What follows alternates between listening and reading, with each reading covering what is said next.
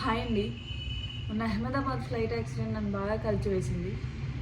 అసలు ఏం జరిగింది, ఎంతమంది చనిపోయారు అనే విషయం మనకు తెలిసిందే. యాక్సిడెంట్లో 270 మంది ప్రాణాలు, మరెందరో జీవితాలు, అనేక కుటుంబాల ఆశలు ఆశయాలు అన్నీ ఈ ఒక్క యాక్సిడెంట్ తోటి చెల్లాచెదురైపోయాయి.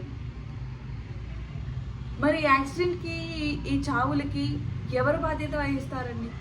సెంట్రల్ గవర్నమెంటా, డీజీసీఏనా, లేకపోతే ఏవియేషన్ కంపెనీయా, లేకపోతే ఇంజన్ తయారు చేసిన బోయింగ్ కంపెనీయా?